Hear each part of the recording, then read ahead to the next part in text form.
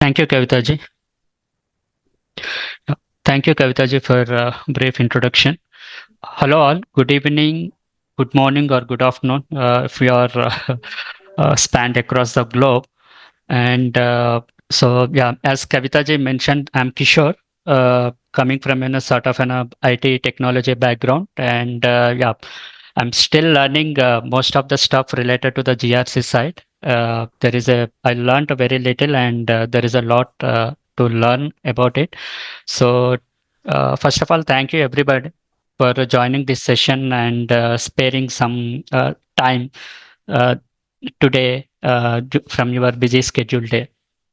So today I'm going to share about the topic, the core principles of the data protection, which is I think you have known to everyone, but yeah, I'll just try to put my thoughts or whatever I learned from it, and maybe I will walk you through the presentation slides.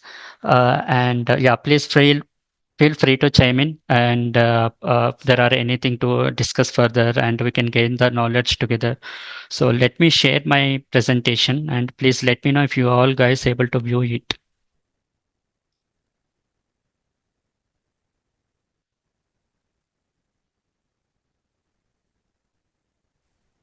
Yes, Kishore, we are able to view your screen.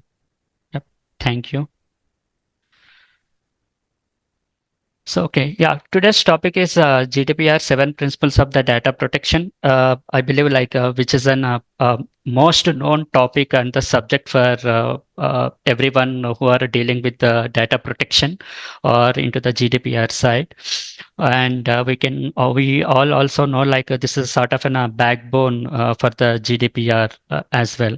So I'll just try to put my words with respect to this, and yeah, I'm going to move on. So anything before we speak about, or we speak on the the protection of the data or anything with respect to the compliance or the governance or the risk, it's all about the data, right? So data at a high level, we can say this is a sort of an information about any entity or a particular person, right? I mean, and the data speaks about the characteristics or an attributes of a person or a entity. So when it comes to the GDPR side, this is all about the personal data, right? So what is that personal data means is the data which relates to an individual who can be identified from those data, which is nothing but characteristics or the attributes of a particular person or an entity. So some of the examples I listed over here under the personal data are name, surname, residential address, telephone number, ID card, and if you go to the clients, like the client name, client address, client contact details, and if you have any suppliers, right, the suppliers will also have the similar level of the attributes. Yeah, some of them are address or email or phone number, sort of thing. So this is comes under the personal data, where we can identify what it is exactly. For example, if you take a car, right, the make of the car, the color of the car, price of the car, model of the car, everything those can be we consider that as a data of a car. So this is about data which comes under the personal data. Okay. And then there is something called as a sensitive personal data as well, right? Though we everyone carries so much of the data throughout our life with us, but we really doesn't want to share some things with everyone. Probably at a high level, if we taken on the other side, we really doesn't want to share all the emotions with everyone. In the similar way, we really doesn't want our personal data also to be leaked to everybody or to be accessed for everyone, because there is a lot of uh, uh, things associated with the personal data, whether it can be a monetary thing or sort of an emotional intelligence or then a psychological entity also associated with that sensitive personal data. So any information relating to an identified or identified by natural person, where we call them as a data subject in GDPR. So, in other words, any information that's clearly about a particular person, depending on the circumstances, this could include anything from someone's name to their physical appearance as well. So some of the examples related to the sensitive personal data or the special category data comes as an genetic data, biometric data, health related data, or criminal convictions, right? So these are all something which we really doesn't want to share with everybody, or if someone really carrying this data with them, we don't want that to be accessible to everyone. So what GDPR is really looking at is to protect our data. So this is Bueno, something, the sensitive personal data we really doesn't want to share with anyone.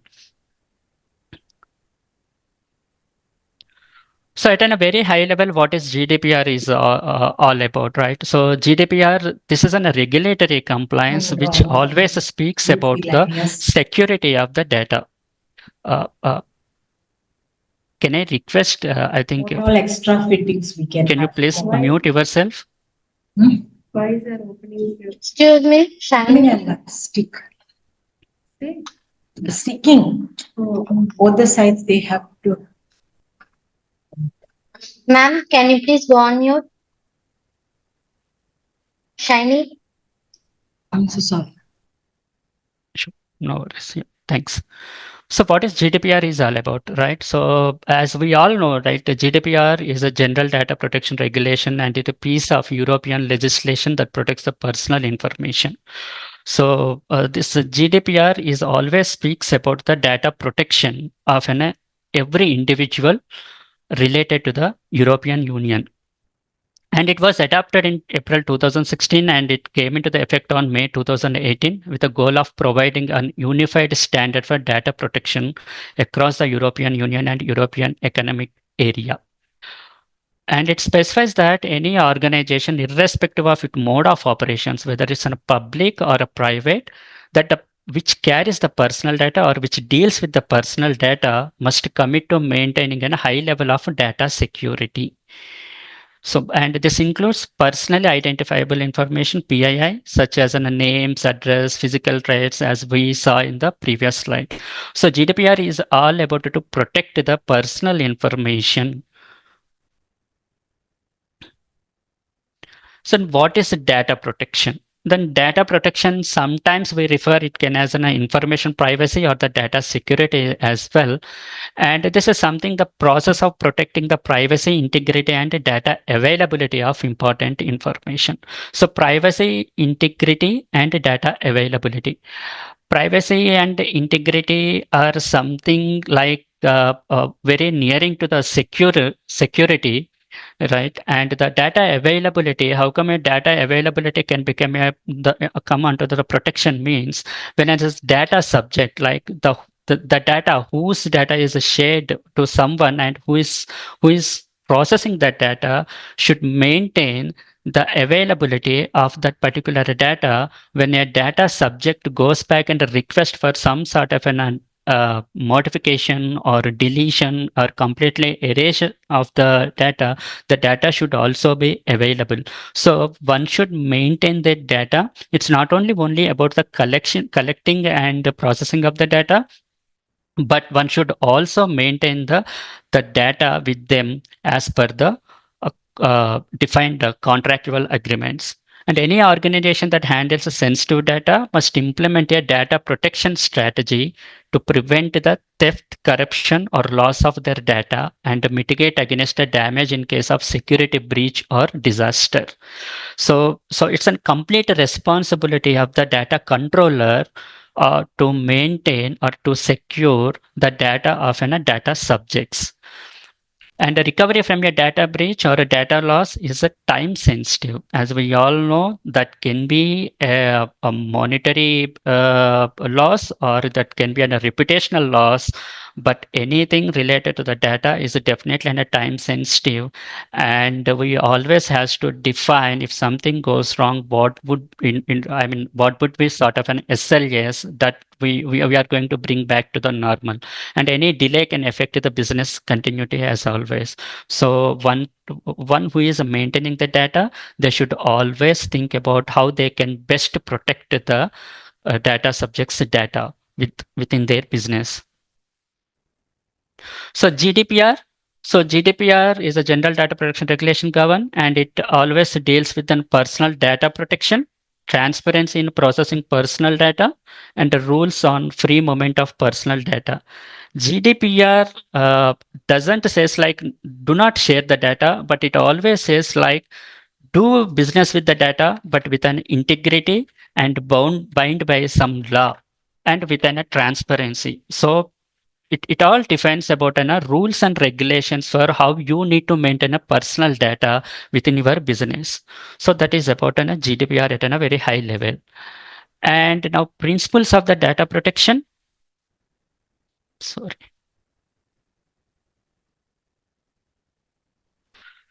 I'm sorry, give me 1 second.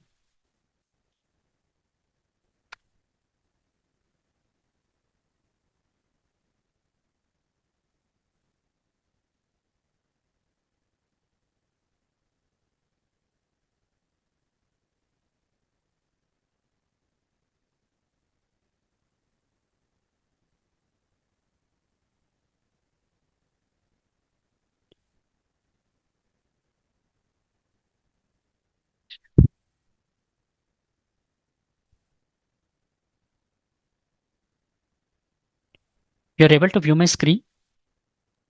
The Yes, we are presentation or able to view. something else you are able to view?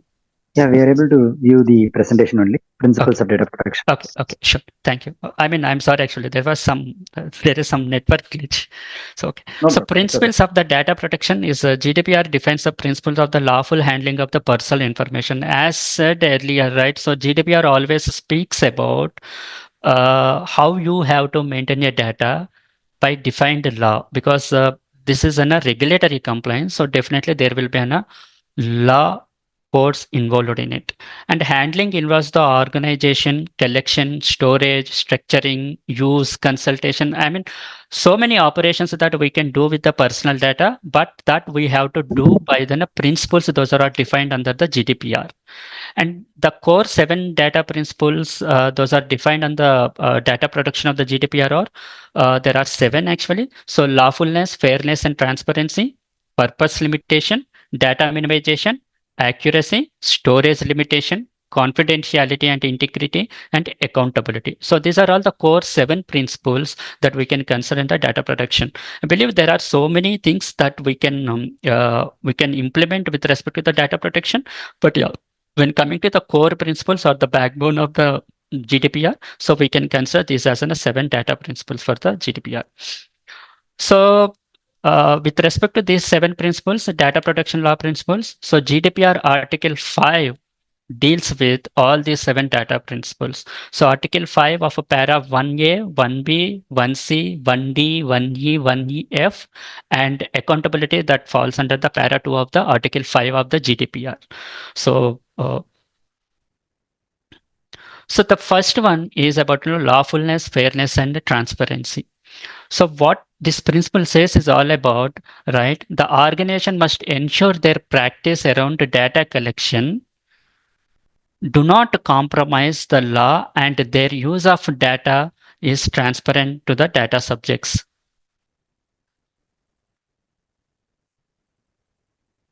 So whatever we use, that personal data shall be processed lawfully, fairly, and in a transparent manner in relation to the data subject. So what is a lawful means that you are gathering data and processing it within a valid legal basis. For example, if you want to collect some data, or for example we see the cookies on the web pages, or we want to publish a newsletter, right? Before we send out a newsletter or about the cookies, we if you can ask the consent from the user that can we process your data in a certain extent. Yeah, that consent can be a very common way of obtaining the legal basis for processing personal data. And fair means that your processing of the personal data is in the best interest of the person, and the data is about, and the scope of the processing can be reasonably expected by the person. So, for example, for the fairness, if your company dealing or selling about beauty products, right? And if we ask the data subject uh, uh, to give a consent for to send out an email for newsletter related to the beauty products, right? So we should send out an emails to the relevant only, not to the not non-relevant matters of the beauty products. Okay. So and the transparent means that you clearly communicate what, how, and why you process data to those whose data you process. Let the people know for what purpose you are collecting the data, and how you are processing the data, or how you are storing the data, and why you are processing the data, for what is the purpose. So let the people know very transparently. So these are all the things that falls under the lawfulness, fairness, and transparency. This is the first topic. The second is the purpose limitation. So what is purpose limitation? Is this principle tells us that you should only process personal data for the purpose that you originally intended, for what purpose you are taking the data. In other words, you should not reuse the personal data for any other purposes.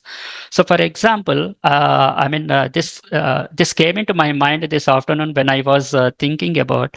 So I went to a Bata showroom and I want to buy a shoe from Bata, and I bought the shoe, right? And in the counter, when I was paying the money, he asked me for my mobile number and stating that the bill will be sent to my mobile number, my mobile through a normal message or the WhatsApp, because they are saving the paper.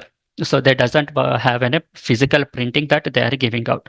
So I gave my mobile number, and instantly the bill has been generated and came to uh, my mobile, right? So here the purpose for taking my mobile number is to generate the bill and send it to my mobile. That's the purpose. Okay, and they are not supposed to reuse this mobile number to send me for any sort of their promotional advertisements. That lies within a compliance. But yeah, unfortunately, they will start sending in promotional messages which is in a non-compliant. So, but the original intent was to send me the bill only. So they have processed my mobile number just to send me an if they sent only the bill. Yeah, that's the purpose for it. And how to comply with the purpose limitation? Define the specific purpose for the collecting personal data, for example, processing orders or sending newsletters, and ensure you do not use the data for any other purposes without getting explicit consent from the individuals. So if at all we want to use that data for any other purpose, yeah, you should let data subject to know and take the consent from the data subject. The data minimization. Article 51C states that the personal data shall be adequate, relevant, and limited to what is necessary in relation to the purposes for which they are processed. So according to GDPR, organization should only retain the smallest amount of the data needed for their requirements. So the data which is only required for to suffice to that particular requirement, the current requirement, you are supposed to collect and process that data only, and you're not supposed to collect the any other irrelevant data, assuming that in future maybe it may be useful. Okay, so if they are retaining more than data needed, this is likely to be non-compliant with this GDPR principle. Okay, so how to comply with it? Identify the minimum data required for each purpose. Whenever we are developing a product or working on any project, right? We will have a project planning meeting where we also deal with the technicalities of the project. So with that, yeah, in those discussions, we should identify what is the data required to move further or the process the project, and conduct a data audit to identify and eliminate unnecessary data collection points. So this is a recurring process within an organization. Every time we need to audit the data as well. Don't ask for unnecessary information or store data that's not essential for your business operations at all. Okay, and implement data retention policies to delete data when it is no longer required. So this is the responsibility of the data collector to put in a retention policy and delete the data when it is not really required. And if you're closing that project or your requirement is done, let the data subject to know how you are deleting the data as well. Accuracy. So Article 5(1) of the D deals with this accuracy. It means the personal data which is processed must be correct and up to date, and that you as the data controller or the processor should take reasonable measures to ensure that. They must also amend or delete inaccurate information, and the data subjects can ask that incomplete or inaccurate data be fixed or erased within 30 days of the time.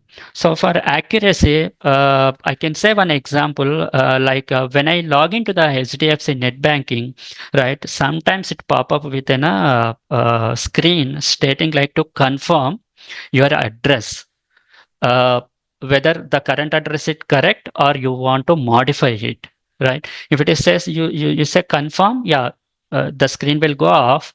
But if you say like you need to modify, then it will ask you for the latest address and the relevant proofs to be attached to it. So that means like the bank is wants to maintain accuracy of your personal details. So that is a process that is laid down within the bank. So that's where they are, I mean, in that process they are maintaining the accuracy of the data. So how to comply? Implement a process to regularly review and update customer data, and provide an easy way for customer to request corrections to their data if they find any errors. So storage limitations. So after an organization no longer requires a personal data for the reason for which it was gathered, it should be deleted. And the data should not kept longer than necessary. You should only hold on to it for as long as you have a valid reason, which should be purpose stated and consented to. So securely dispose of the data when it is no longer needed. There is no upper limit on the data storage as well. Suppose if we are dealing with a client on a project, and we collected some of the data from the client, and once the project is completed and we hand it over to the client for their operational mode, and we are not supposed to store any data related to that. And if at all something need to be stored, yeah, let the client know like this is our data retention policy, and this is the way how we are going to securely store the data, and this is how we are going to the principle or the process we should explain them. This is how we are going to dispose the data. So how to comply? Set a clear retention periods for the different types of the data we collect. Develop data retention policies and adhere to them consistently. The delete data when it's no longer needed for the purpose you specified. Integrity and confidentiality. The Article 5(1) of F states personal data shall be processed in a manner that ensures appropriate security of the personal data, including protection against unauthorized or unlawful processing and against accidental loss, destruction, or damage. So integrity is all about making sure that the personal data is correct and cannot be manipulated by others. That is, we should opt as an protect our systems against the hackers and no unauthorized access to be entertained. And confidentiality is about making sure that only the people who should have access to the personal data are processing it. So that is about an integrity and confidentiality. And we must make sure measures to protect data from unauthorized or unlawful access, like keeping it locked away and secure. So how to comply with it? Securely store personal data with encryption and access controls, and keep it either within the EU, because we are currently dealing with a GDPR, within the EU, or somewhere within the similar privacy protections. Train your staff and data protection and restrict access to data only those who need it for their work, and conduct the regular security assessments and address vulnerability promptly. This is how we can comply with the integrity and confidentiality. And the final one is an accountability. What it says is all about the controller shall be responsible for and be able to demonstrate compliance with the all other data protection principles, right? So whatever we discussed the previous, so every all the rest of the 6 principles should be in the place. And accountability means that you are responsible for complying with the other principles. As a data controller or processor, you must demonstrate that you are following the rules and taking data protection very seriously. And this indicates that the organization should be able to provide evidence of the measures they have taken into ensure compliance. So how it can be complied? With studying the current processes, practices, to create a data protection officer position who can review your data protection strategies, policies, and everything. Establish a personal data inventory, maintain detailed records of data processing activities and any data breaches, ensuring proper consent is given for every act that we are going to take on the data subjects data, performing data protection impact assessments regularly. So there will also be penalties associated with the GDPR non-compliant, and if the organization that does not comply with any of the principles may be vulnerable to sizable fines. The GDPR includes penalties for infringements and principles for processing of personally identifiable information, which can be include fines of 4% of the total global annual turnover or up to euro 20 million, whatever is higher. So penalties are at a very high level if we breach the data compliance. So some of the best practices to follow the GDPR that data protection principles, like develop a clear privacy policy, right, and obtain consent when it is necessary, implement data minimization practices, keep data accurate and up to date, establish data retention policies, and invest in data security and promote a culture of accountability. So I believe, right, the last point, to promote a culture of accountability uh, will will help more to in compliant with the GDPR for any organization. So organization leadership has to be committed to data protection, and their all staff should be trained enough in the GDPR compliance so that the organization can carry the GDPR best principles and deal with the personal data of any individual or the organization. So compliance with the GDPR is an ongoing process, and it's vital to review and update our practices regularly. This is not a one-time job that we set up set of principles and we are good with it. No, we have to review it very frequently, and whenever it is needed. Yeah, every organization should has to enhance their protection as needed.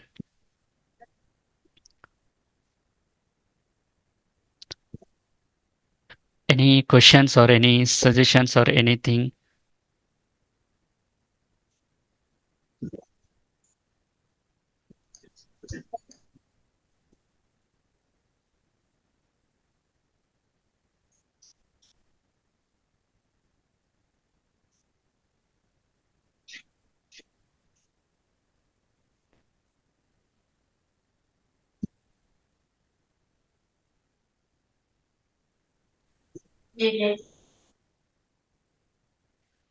Yeah, if nothing, Yeah, then Kishore. Yeah, yes. Kishore, can you give like any specific use case or any particular case study wherein a particular application have not used any of the policies because of that any specific incident has happened?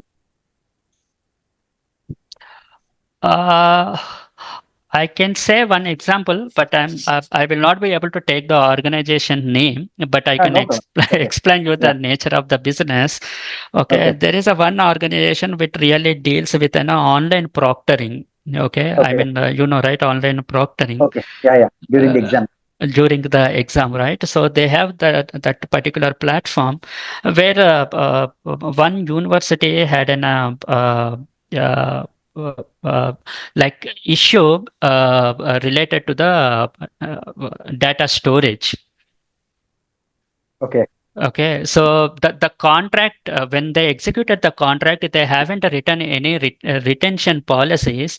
But as per this organization's policy, after 90 days, usually when any exams goes right for the proctoring side, they usually record the session, right? Even if throughout the exam they will record the session, then it will go to the auditing purpose. Then if everything finds good, then they will sign up the exam, right? They will publish the result and the video will be stored. Right. So for any other client, they have a retention policy was executed during that contract. But for a particular university, in the contract, the retention policy was not executed. So obviously, this company has a policy of to store the data for only the 30 days. After 30 days, it will delete from the cloud. Okay. Okay. So with respect to that, if I remember, like after 45th or 46th day, this client came back and asking for a video record of a student who took the exam on that platform, where this company couldn't able to get the data. Okay. Okay. So eventually, since there was no retention policy mentioned in the contract, these guys were safe, right? But the contract has been renegotiated and it was executed in the later time. Okay. I got it. Okay. Okay. But yeah, the similar incident happened when there was a retention policy was also agreed, but there was some technical glitch happened from the this technical company where they were using in a rack space. Currently, they moved into the AWS. Previous, it was the rack space, but unfortunately, the rack space went down during the period when the customer requested to audit that video from their end. Okay, these guys Okay. could not able to get that video in time because the third party who actually carrying this data, their services was completely down, and these guys has to pay huge amount to the client as per their contract. Okay. Got it. And it was a reputational damage as well, and that client has moved out from this company and moved to the other company in the market. Okay. Kishore, this is Mohan here. Just have a question for you. Maybe Yes. just your thoughts. Typically, multinational companies use a shared system, right? Shared system to support customers globally in a B2C environment. See the basic expectation of saving the data in the respective countries is going to increase the cost of the maintaining separate data instances for multiple countries. How this could be managed in an effective, cost-effective manner from a data privacy perspective? Your thoughts, please. Okay. So I believe data regionalization can help in this perspective, sir. Okay. Right. I mean, maybe I'm really did not come across these situations, but yeah, I feel like if we can a data regionalization, if we can do that and have the data to be stored in the respective regions, that may help. Okay. So, along with the guidelines of the GDPR, particularly in the Europe region, is there also a guideline that states clearly the data retention should be for a particular period? Yeah, I believe like that's depending upon the every organization, sir. Right, the sort of the business that what we are doing, and with the particular client, the contract negotiation, probably that will be defined on the retention data retention policy. Thank you. So as I said, right, I'm in a previous company, they have about 600 clients. There isn't a common policy for the data retention, but apart from that, if someone comes back and have to have a specific data retention policy, the usual retention policies, for example, is on a 90 days. And if someone wants to maintain this on 180 days, yeah, that will be included into the contract. But yeah, that's again the sort of a cost calculated thing. Okay. Thank you.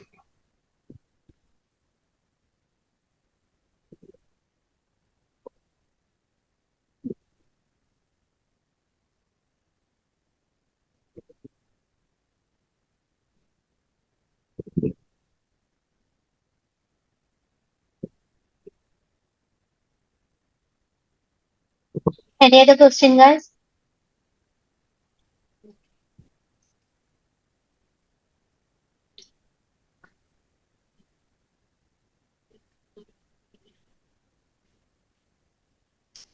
I hope there is no questions. So we can conclude this session. Yes, sir. Thanks, Kishore, for your valuable session. It was nice hearing all the various principles of GDPR and the various case studies as well. Thanks for your effort and time in preparing the PPT and presenting to everyone. Thanks, Kishore. Thank you. Thank you everyone for your Thank time you. too. It's on a busy day, I know. Yeah. Thank you everyone for making the time.